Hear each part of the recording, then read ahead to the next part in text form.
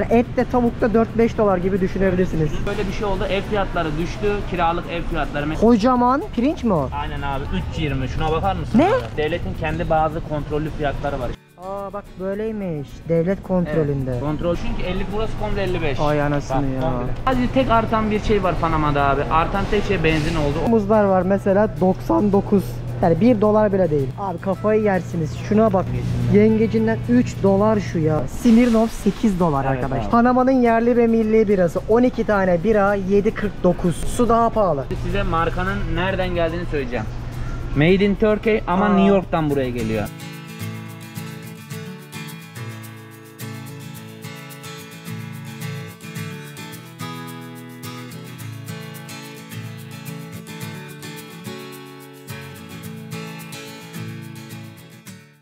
Herkese Panama City'den selamlar. Ben Deniz Pehlivan. Sizlere şu anda manyak bir market videosu yapmak için Süper 99 adında bir mağazaya geldim. Bunlardan ülkede yaklaşık 50 tane var. Özellikle pandemiden sonra fiyat farklarının ne olduğunu söylüyorlar ama Panama'daki bazı fiyatlar var. Hani ben TL'ye çevirdiğimde bile hadi canım diyorum, o kadar uygun olan şeyler var. Pahalı olan şeyler de var. Şimdi birlikte inşallah şu markete gireceğiz. Ben yine GoPro ile çaktırmadan çekmeye çalışacağım. Hem de bir yandan alışveriş yapacağız. Panama'daki insanlar nasıl geçiniyor, neler alıyorlar, neler tüketiyorlar, kazandıkları parayla yaşayabiliyorlar mı? Hadi videomuzu başlatalım. Arkadaşlar hazır bu video Panama ülkesinin satın alma gücünü ve refahını analiz etmek için olacak. Benim hayatım boyunca yaşamak istediğim ve gerçek anlamda bu ülkede refah var dediğim nadir ülkelerden birisi olan Avustralya'da hatırlarsanız Dünyasal ailesiyle tanışmıştım ve şimdi onların YouTube'da harika bir kanalları var. Bana da sıkça soruyorsunuz yurt dışında nasıl yaşanır, eğitim alınır, nasıl gidilir, gidersek ne yaparız gibi konularda.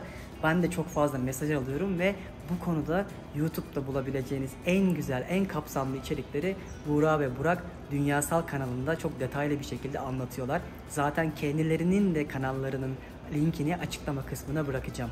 Avustralya, Amerika, Kanada, Avrupa ve daha birçok ülkeyle ilgili nasıl yaşanır, yaşanmaz, masrafları ne kadar olur, vize süreçleri nasıldır, çalışırsanız, eğitim alırsanız nasıl işler gerekir, bunları nasıl en ucuza mal ederseniz, mezun olursanız ücretler nasıldır, yaşam masrafları, maliyetleri nasıldır gibi daha birçok konuda o kadar güzel YouTube'da videolar üretiyorlar ki sizlerle de paylaşmak istedim.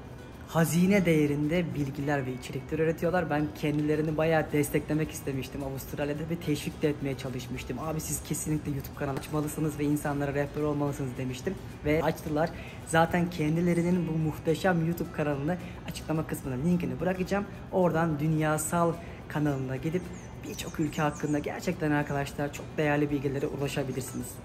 Kendilerine de şimdiden başarılar diliyorum. İnşallah çok güzel içeriklerle sizlere rehber olurlar. Sizler de dünyanın dört bir yanını keşfedip hayallerinizin peşinden koşarsınız. Hadi gelin Panama'daki bu markete girip ülkedeki insanların yaşamlarını ve satın alma güçlerine dair yaptığımız videomuza devam edelim. Geldim. Evet. Burası normalde Süper 99. Eski Cumhurbaşkanı'nın yani Senyor Martinelli'nin marketi. Kendisi de hatta olaylar yaşadı. Miami'de içeriye aldılar. Amerika'ya tatile gittiğinde yani Cumhurbaşkanlığından sonra tekrar seçimlerde içeriye alındı. Sonradan işte 2 sene sonra işte rahatsız diye bırakıldı, işte deli raporu falan verdiler. Bir şeyler oldu. Şimdi gündemde tekrardan geri gelecek. Böyle bir olay var. Google'a Panama Papers olayları yazın. Göreceksiniz bu ülkede dönen, zamanında dönen paraları. Şu an geldiğimiz dönemde Panama'nın aslında en sonik olduğu dönemi görüyoruz. Evet, en kötü dönemi aslında ekonomik yönden ama yavaş yavaş düzeliyor gibi görünüyor. Arka planda gördüğünüz bütün gökdelenler var ya, bunların çoğu boş arkadaşlar. Boş. Ha, bunu niye söylüyoruz?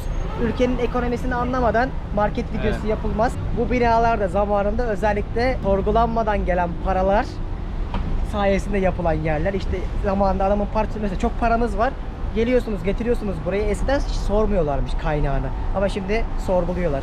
O yüzden de bu binalar şu anda boş. Maaşlar ne diyelim maaşlara? Evet, maaşlar en düşük 588 dolardan başlıyor ama bu ülkede zaten 589 dolar alan çok az kişi var. Genelde zaten 800, 1000, 2000 dolara doğru gidiyor yani. Mesela bir öğretmen maaşından gidelim. Bir öğretmen maaşı şu an başlangıç, hatta benim bizzat kendi tanıdığım 1750 dolar para alıyor. Devletle çalışıyor. Yani o yüzden siz de bu videoyu TL'ye, başka para birimine göre değil, bir öğretmenin 1750 dolar kazandığını düşünerekten lütfen hesaplamaları yapın. Bakalım karı koca bir öğretmen 3500 dolar alıyor olsaydı böyle bir marketten neler alabilecek? Hadi gelin bakalım birlikte. Araba alacağız. Hem Kutay bir şeyler de alacak, alışveriş yapacak. Et alacağız, ete doyacağız. Tamam ya. Şimdi Hayır. lastik çıktı bizim şansımıza. Bu ülkede neredeyse hiçbir şey üretilmiyor. Birçok şey ithal, yurt dışından geliyor. O yüzden fiyatlar genelde pahalı gibi ama bazı şeyler özellikle bedava. 3 litresi 3 dolar. 3.19 Litresi. mesela. Yağlanmış. Bir de burada Amerika'nın arka bahçesi gibi ya burası. Evet abi. Birçok mekanda da zaten sınırsız kola veriyorlar Subway'den. Aynen. Kola benim için gösterge abi. Aynen abi. Fiyat olarak. Ben özellikle şeyi istiyorum ya, eti. Tamam abi. Bize et göster Kutay. Hemen.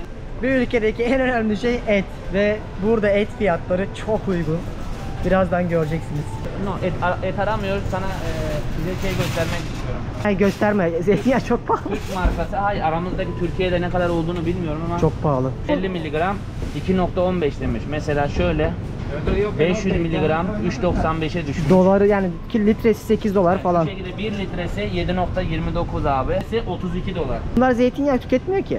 Ama tüketiyorlar normalde. Niye? He. Yunanlılar var. He, anladım. İspanyollar var yani Mediterranean, Akdenizliler olduğu için burada. O yüzden tüketim olabiliyor. Diyelim ki ayçiçek yağı alalım. 3 litre 11.49. Litresi 7. 2 litresi 7, onda 1 litresi 7. Anladım. 2 litresi 7'ye geliyor buna yani. Arada Ama bir tabii litre var. zeytinyağı Tabii. çok pahalı, her yerde öyle genelde. Heyecan var mı abi? Heyecan, Fiyatlarına felaket. Heyecan geliyor o zaman. Buyurun. Bana değil mi bunlar? Evet abi, 5 bana dolar. bunlar. Aynen. Bak. 5.65. Kilosu 8.25. Tibon yani. Tibon'un da. T-bone satıyor ya 8 dolara. Olsa bu kodeli de direkt böyle abi mangalın üstüne atıp yapabiliyorsun. 5.99. Short ribs var abi, biliyorsun ünlü bu da short ribs. Of. Normalde bunun- Kaburga gibi. Aynen abi, çok güzel oluyor. 6.89. Bir öğretmen 2.82. bir ay çalışarak 300 kilo en az et alabiliyor. Bu kanat var şurada. Tavuk Ama kilosu 4 dolar. 4.61 kilosu. Ya bunlar pahalı versiyonu bile düşünebilirsin. Bunu kesilmiş tavuk olarak bazı bölgesi 4.52 fiyatı. İsterseniz marine Soslanmış edilmiş var. şekilde. Aynen soslanmış. 4 dolar. Ya fiyatlar hani et de tavuk da 4-5 dolar gibi düşünebilirsiniz. Kaslı bölgesi, göğüs bölgesiyle 3.11 1 kilo neredeyse. Vay be. Düşün abi, bunu 3 gün 4 gün yersin yani. Abi bak burada kıyaslamayı yaparken bir öğretmen örneğini boşa vermedim. Hani bazıları anlamıyor. Ben bunu her ülkede yapıyorum. Yeni Zelanda'da da yaptım, Tanzanya'da da yaptım. Bu satın alma gücüdür işte. Yani kazandığın parayla ne alıyorsun? Kiralar ne kadardır mesela? Abi, Panamalılar gibi yaşamak istersen 400, 500 dolar, 600 dolar ama ön taraflara gelmek istiyorsan Marina 750, 800, Para 1000, bin, değil 2000, mi? 3000. Sonu Yani yok. tamamen aynen size kalmış bir şey. Şimdi gelip bir anda lüks yaşamak yerine isterseniz gelip oda kiralamak daha uygun oluyor. 300 dolara, 250 dolar. Mesela paylaşmalı odalar olur. 250 dolar olur mesela. Tabii canım, aynen öyle. Bu, yani yine ucuz aslında. Alışveriş yapmaya devam edelim. Evde şimdi et yiyeceğiz. Kocaman bir şey aldık. Şimdi aldığımız et palamunya diye geçiyor. Özel, yumuşacık, kanlı Allah görebiliyorsun ya, abi. of. Kilosu normalde 6.60 abi. Fiyatı da 8.95 8.95 abi. Şimdi düşün ki normalde biz kaç kişi yer abi? 4 kişi yeriz biz bunu. Çok rahat. Çok yani rahat. Ama doya doya. Fazla Kişi başı fazla. 2 dolara fıstık gibi et Aynen yiyebiliyorsun. abi, Vay aynen. anasını. Atalım abi. Burada tereyağlar var. 2 dolar şöyle. Türkiye'de tereyağı. de var herhalde bu marka. Bunlar Geçen geldi, de evet. gördüm galiba. 2.05'e geliyor. Büyüğünü alırsan Evet. 3 dolar. Aynen 3.75 böyle. Ya bu ülkede mesela yoğurt pahalı. Evet. Neden pahalı abi? Çok kullanmıyorlar mı? Aynen çok kullanmıyorlar abi. Çünkü inek de çok olmadığı için maalesef süt üretimi ve yoğurt Ama üretimi yeterli olmuyor. et ucuz. ki. Normalde fabrikalar var. Et ucuz ama işte Ha çünkü domuz da yiyorlar o aynen yüzden abi, değil mi? domuz da çok yediği için Latin Amerika'nın aslında ucuz et yemesinin sebebi domuz abi. Ufacık şeylere 50 kuruş veriyorlar, 1 dolar veriyorlar dünya kadar ete. Domuz maalesef ucuz. Onların da yemeği domuz abi. Bizim gibi inek peşinde değil. Şöyle bir yoğurt aldık. Kendi yemeğimizi yapacağız. 2 dolar mesela. Aynen. Bedava. Şurada kocaman portakal suları var mesela. 2 litrelik, 3 litrelik 2 dolara, 3 dolara alabiliyorsun. Markanın ama bunlar daha kalite gidiyor. 6 dolarlara çıktı. Aşağıdaki Panama markası Bonla. Ama şu yukarıdaki Tropicana'yı biliyorsun Amerika'dan Amerika. da aynen. Çok da lezzetli oluyor. Evet, Onun mesela 1,5 litresi 4 dolar. Mesela bu ülkedeki en pahalı şey bu abi, cips. Et fiyatına cips alıyorsun bir tane. Hiç daha ucuz cips görmedim. Bu mesela yine Lay's'in 3.49, şu 3.39. Hiç ucuz değil ya. Ucuz cipsleri kendi yedikleri yani pişmiş muzdan yapılan, yani muzdan yapılan ve yuka kökünden yapılanlar ucuz oluyor. 1 dolar oluyor. Patates olanlar Geri pahalı. kalan, aynen Amerikan markası olduğu için dışarıdan geldiği için çok pahalı. Yani şu paraya 1 kilo et alıyorsun Aynen neredeyse. abi. Bulduk mesela. Bunlar Aynen. işte planktondan yapılıyor değil mi? Yeşil muzdan yapılıyor. Kesiyorlar bunu güzelce böyle dilimleyip sonra da kızartıyor. Bu şekilde alıyor. Normalde eğer muz rengi sarıysa tatlı oluyor. İnanılmaz tatlı. Eğer yeşilse tuzlu oluyor. Bu Bekleme 2.79 süresi var. muymuş? Aynen bu da 2.79. Çok ucuz değil ama çok var yani, ağır da. İnanılmaz bir konserve ürün çılgınlığı var. Şu arkamızda gördüğünüz her şey balık. 1.95 demiş mesela. Normalde atun tüm demiş. Mısır da var için tatlı demiş. Normalde tatlı da seviyorlar abi. Mayonez olsa demiş. Yani tatlı Bak mısırdan hiçbirinde zeytinyağı yok mesela neredeyse. Çok az. Çok az. Hatta sulu yağlı seçebiliyorsun abi. 3 dolar mı? Evet abi. Bu 3 dolar. 3 tanesi abi. Şaka yapıyorsun. Evet. Bedava ya. Bedava. Tanesi 1 dolara geliyor. Aynen. Ben bundan yemiştim Kolombiya'da.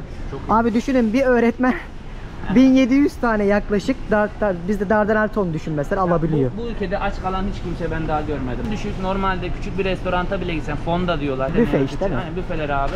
Adam gidebiliyor 1 dolara makarna abi, üstüne de kıymalı bir şey yiyebiliyor. 1 dolara abi. Evet. Çok Sus nadir. Panaturka sus canımızı Yanlış sıktın. anlaşılmasın ama gerçekler bu abi. Nasıl pandemi ama bu pandemide artmış fiyatlarım bir Abi de. pandemide çok az arttı. Şöyle bir şey oldu. Ev fiyatları düştü. Kiralık ev fiyatları mesela 1500-2000 dolar olanlar Hadi ya. çok inanılmaz geriye düştü. Mesela 1500 binlere düştü. Allah İşte Allah. 1250, Bizde tam 750'ler. tersi oldu. Abi burada inanılmaz düşüş var. Sadece bazı üründe mesela 4.49 diyor ya, belki önceden 4.35'ti. He. Dün biz mesela yemek yedik pizza. Fiyatlarımız güncel değil dedi. Baktım ben 8 dolar yazıyor, tamam mı? Eyvah dedim hani 12 falan mı diyecek. Hesap geldi 9 yapmışlar. Aynen abi, çünkü Sadece 1 dolar. Panama'da koymuşlar. onu haber vermek zorunda oluyorlar. Çünkü eğer 1 dolar bile oynasa, 50 kuruş bile olsa menüde eğer bir yanlışlık varsa kesinlikle söylüyorlar abi. O yüzden çok seviyorum bu insanları abi. Adamlar şey yapmıyor. Yani pandemi var 3 katı, pandemi var 5 katı olay yok abi. Öyle bir şey yapamazlar. Kontrol inanılmaz abi. Marketlerde Şimdi de öyle. birazdan da devletin hangi fiyatları kontrol ettiğini birebir göstereceğim bazı ürünler var abi. Gidelim. Hadi gidelim. Evet bak diğer şeker meker şimdi onları gösterelim. Aynen. Fiyatını göster abi, bak 51 kuruş. TL'ye vurunca bile ucuz ya. Tuzu da gösterelim abi. tuzu da. orada. Çok affedersin. 1 dolar. Bak, 1 dolar abi hazır. Yani normalde bu kapalısı daha ucuz, 35 kuruş. 20. Ya bizim eski fiyatlar gibi. 29 30 aynen. abi. TL'sini düşse eskiden 20-25 kuruş falandı. Aynen. Bak şimdi pirinçleri falan gösterelim ya. Kocaman pirinç mi o? Aynen abi 3.20, şuna bakar mısın? Ne? Abi? Aynen abi. Kaç kilo? 3.20. Abi 9 kilo. Evet abi. Şaka mı yapıyorsun Aynen, ya? şaka yapmıyorum abi. 20-50 lira yapıyor. Devletin kendi bazı kontrollü fiyatları var, işte onu demek istiyorum. Mesela şu ürün diyelim ki ithal geliyor. Ekmekte olsun, patateste olsun, unda olsun, şekerde olsun kontrolde pres ediyor. Bunun anlamı yani Devlet kontrol tarafından. edilen fiyatlar, devlet kontrolünde olan fiyatlar ve ucuza satıyor. Bunun ekmeği var, yumurtası var, sütü var, suyu var. İstersen ithal, istersen gidip devletin ürününü alabiliyorsun ve ben devletin ürünlerinden daha mutluyum abi ve de güzel, taze. Beni burada en çok şaşırtan şu pirinç oldu abi. Aa bak böyleymiş. Devlet kontrolünde. Evet, kontrol. Yani Değişik bunun değişik fiyatını marka. biz takip edip kontrol ediyorsun Bunu diyorlar. kafalarına göre Değiştiremezler. Abi. Öyle marketin sahibi, cartı curtu falan yok, devlet kontrolü. Yapma abi. ya, Aynen abi. süpermiş O yüzden bu. seviyorum bu olayı. İnşallah bize de böyle bir şey gelse çok güzel olurmuş ya. Çok hoşuma gitti bu Mesela- sistem. Abi çıldırıyorsunuz değil mi şu an? Yani arkadaşlar bak bu olay ne biliyor musun bizim size şu an göstermeye çalıştığımız? Yani evet pandemi var, evet fiyatlar arttı, evet dünyada ciddi kriz var ama yani artmış ama millette %10 artmış, 20 artmış. Abi %3 katı burada oldu. öyle kafasına Kutay'ın göre- haberi yok Yani- Türkiye'deki fiyatlardan. Aynen. Burada kafana göre bilmiyorum. Dışarıya bilemem şimdi, yorum olmasın. Ama buradaki fiyatlar öyle kafasına göre Al. olmuyor. 35 cent. Aynen 35 kuruş abi. İstersen 25'e var, istersen 40'a var. Çinli marketlerde 15 kuruşa var. Bu tamamen senin ağız tadına göre efendim. Şurada var bak. Güzel Hani bir marka. pahalısı da var bak yok demiyorum. Tabii, Bak pahalı. 2 dolar mesela bu ama hani Kaliteleri var abi. Hani sonuçta İtalyan mal olanları da var. Evet. 1 dolara da var. 1.39'a da var. Bir sürü var. Orijinal Panama Evet, kahvesi. Duran adı da. Hatta Türk ismi gibi Duran Kafe. Ben Duran. abi 30-40 yıllık Kaç bir... para? Bu 3 dolar abi. Kahve sevmiyorum biliyorsun ama kahve severlere cennet burası. cennet ve çok lezzetli. Daha hiç kötü kahve içmedik. Burada ekmek çok pahalı. Bak hemen göstereyim. Ha pahalı dedim ama bakmayın. 1.75 şu kadar şey. Pahalı değil. Bu paraya et alabildiğiniz için ben pahalı diyorum. Abur cuburları var çok güzel burada. Hiç aç kalmadık. Yani 1 dolara şöyle kocaman bir bizdeki ne diyeyim kremalı limonlu abur cuburlara benziyor, bisküvilere. Hiç pahalı böyle absürt bir rakam görmüyorsun. En pahalı o Oreo diyebilirim. Kolombiya'dan bile ucuz değil mi? Kesinlikle. Kolombiya daha pahalıydı. Şu bile kocaman şey 5 dolar. En pahalısı yani. Bu da oraya dünyada tanınmış. Her yerde pahalı zaten. Ama böyle işte markalar var. Mesela koca bir neyliymiş bu? 1.49. Şu kocaman biz bundan yiyoruz. Tuzlu bu. 1.79. Bu ne kadar? 55 kuruş. 55 cent. Evet 55 cent abi. Çok şaka gibi. Çileklisi var, fındıklısı var.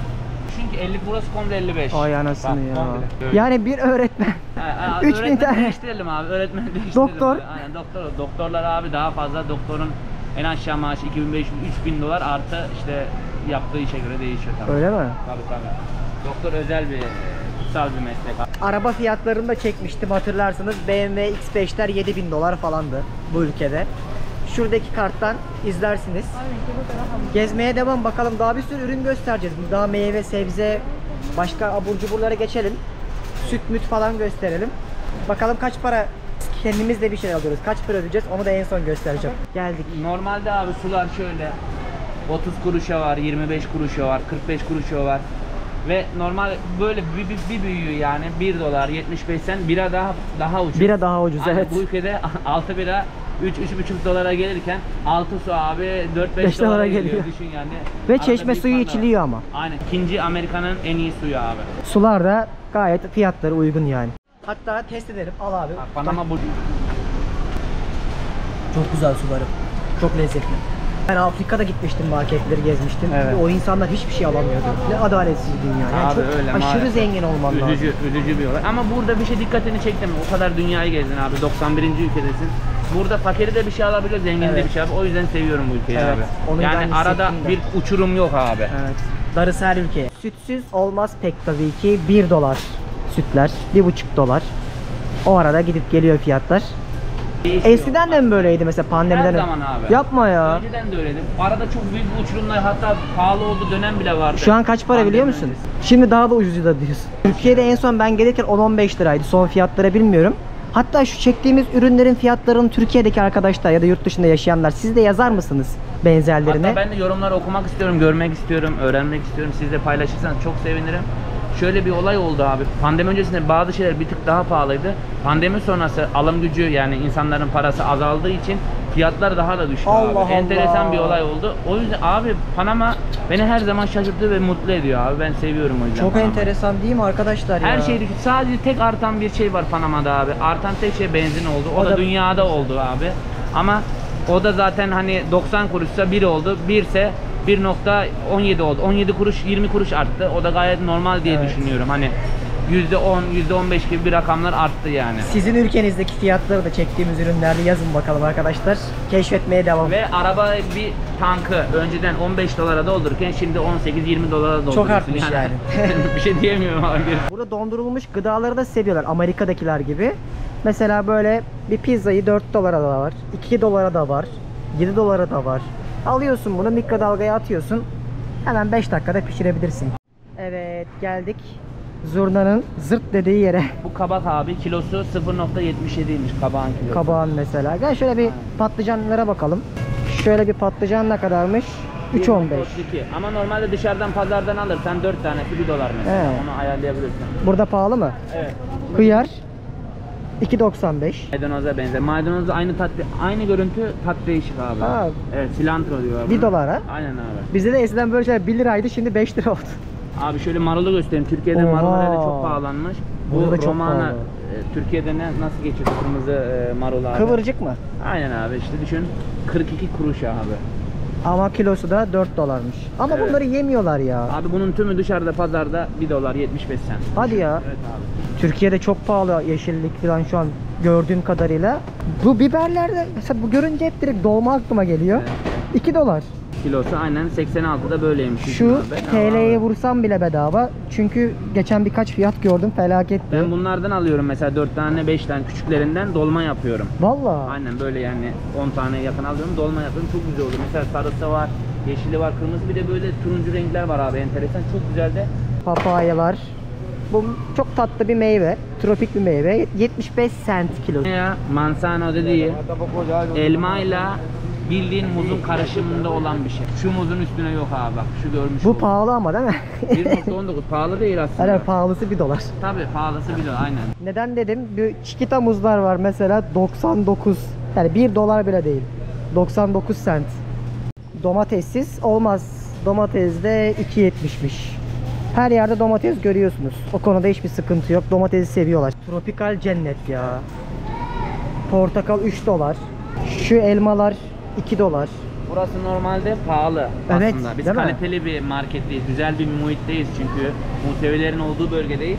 Normalde bu rakamlar mesela kilosu demiş 2.59 elmanın. 1.30 falan diye Abi başka ben yer. bunun 8 tanesini 1 dolara pazardan alabiliyorum. Öyle mi? Ananas mesela ne kadardı? Abi 2 tanesi 1 dolar. İki Bazen tanesi. 70 sen, bazen 75 sen değişiyor.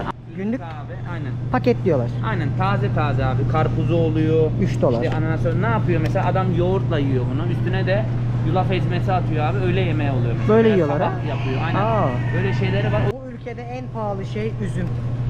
1 kilosu 5,5 dolar. En pahalı şu ana kadar gördüğüm. Yani şu an benim size söyleyeceğim en önemli şey.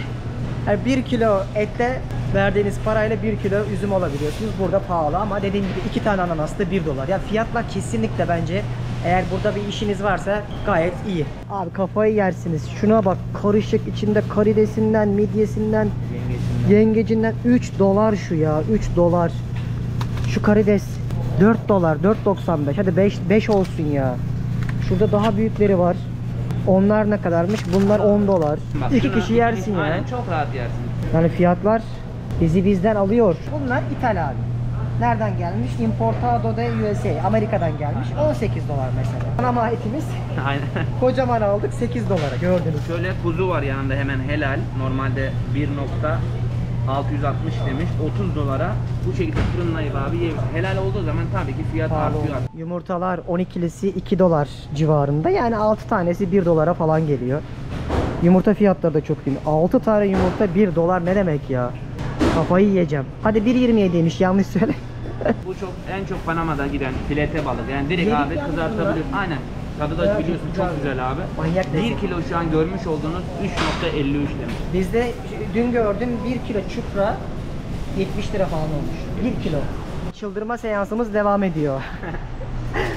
Evet, dur alkol göstermeden olmaz abi, dayanamıyorum. Şu pahalı bile. Bak şu 18 dolar Finlandiya pahalı. Neden? Buradaki geçen Zona Libre'ye gittik ya gümrüksüz yere. Evet.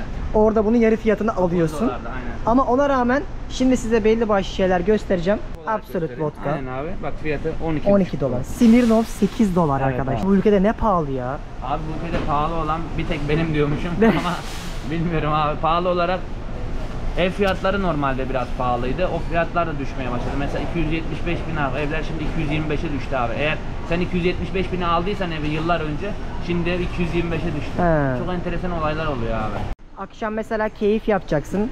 5.99'a mis gibi bir şarap alıyorsun. Frontera var mı? Abi Frontera'larda var. Frontera'da 3 6-7 dolar. dolar arası. Bak ben mesela şu şarabı çok seviyordum. Merlot. Frontera markası. Merlot üzümünden. 5.69 arkadaşlar. 5.69. En son bu 100 küsür lira olmuştu bizde. Size bir şey daha göstereceğim. Arıyorum. Bulursam birazdan bu tarafta. göstereceğim. Burada mı? Aynen. Heh, geldik. Biracılar. Abi hangini gösterelim? Panama'nın yerli ve milli birası. 12 tane bira 7.49.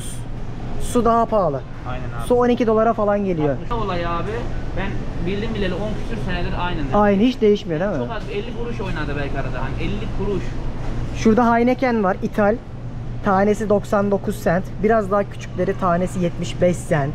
Su 1 dolardı.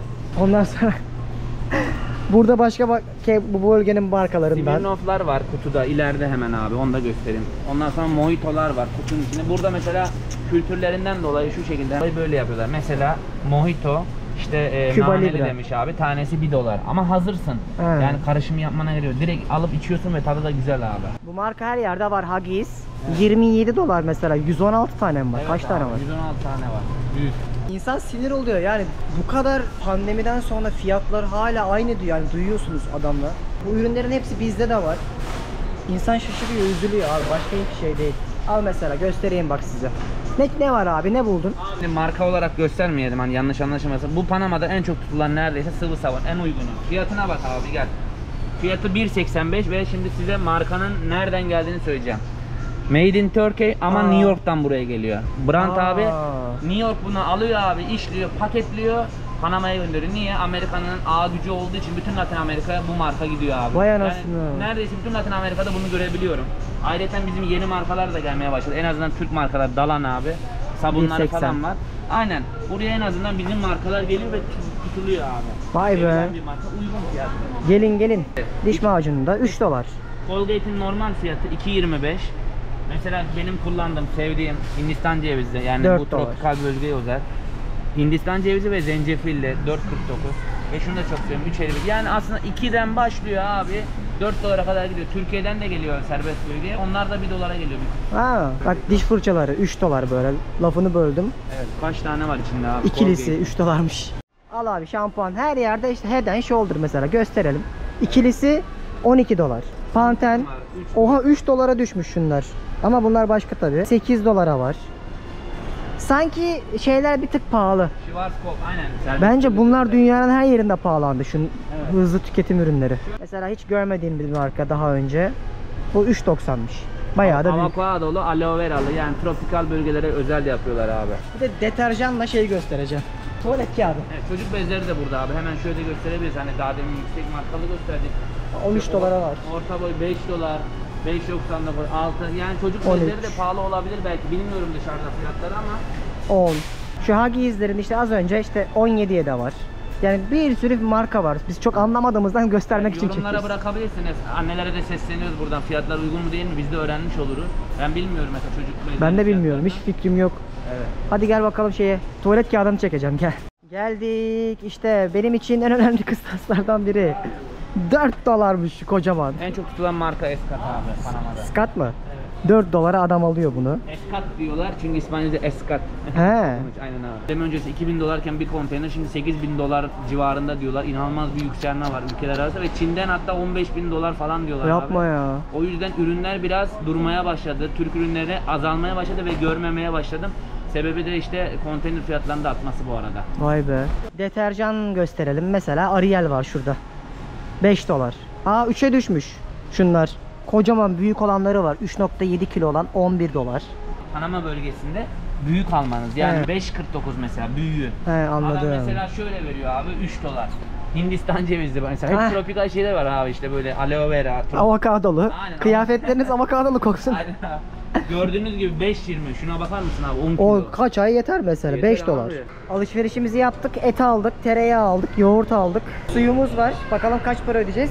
Evde bir de bunun yanına pilav yapacağız. Oh. Şehriyeli hem de. Şehriyeli. Aynen güzel olacak. Bu akşam ziyafet var. Şurada belki 17 dolar falan var abi. 4 kişi yiyeceğiz ama bu yemeği. Aynen 4 kişi ama dolu dolu yiyeceğiz. Öyle normal değil yani. Bayağı bam bam bam. Bak çıkarken dikkatimizi çekti. Snickers'lar falan var. 80 kuruş. 80 cent. Evet. Sakızlar var 1 dolar. Ama küçükleri var. Şunlar mesela Bilgisayar var 35. 1 dolar abi. Ve bir konu söyleyebilir miyim Söyle. bu arada? Bu Snickers'lar abi normalde Covid öncesi 1 dolardı. Covid sonrası 84'dü. Şimdi demesinler tarih geçti. Ha alakası bile yok.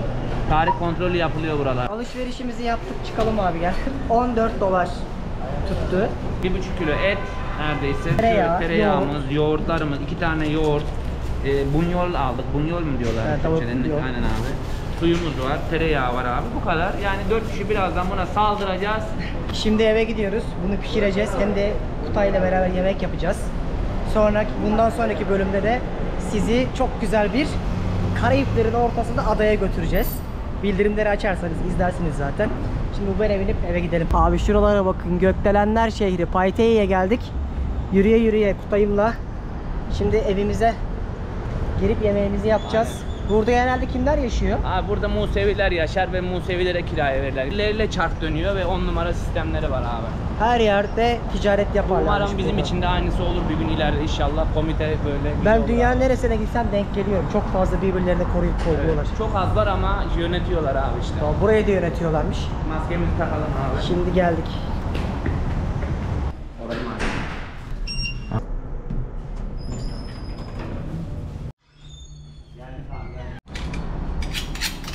Ey maşallah be, aldığımız ete bak be. Bugün Mehmet abinin yanındayız. Selam. Mehmet abi aşçı. Burada bir restoranda baş şef. Dedi ki siz dedi bir oturun gençler dedi. Ben dedi görevi devralacağım. Nesibe bu eti kaç paraya aldık biliyor musun? Ne kadar?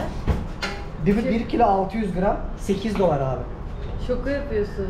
Evet. Bu kadar et. Ve pahalı bir et. Etin rengi nasıl abi? Onun para niye? Bunu ben kebaba kullanıyorum. Valla. Abi yalnız Yağla beraber. Of. Allah'ım pilavına kadar var pilavına. Şuraya bakın. Adam pilav yapmış. Yoğurdumuz var. Şöyle yazıyor yoğurt. Yunanlıların kafasında satılıyor ama bu yoğurtlar bizimki gibi değil tam. Eti de tavaladık. Ortamımız süper. Güzel bir akşam yemeği yiyeceğiz. Hacı babanın pilavı. Buyurun. Allah'ım ev kokuyor. Hem de tereyağlı. Of. Allah Allah. Şu an- Coştu ortalık abi. Yola çıkacağız. Yola çıkmadan Mehmet abi şovunu yaptı ya.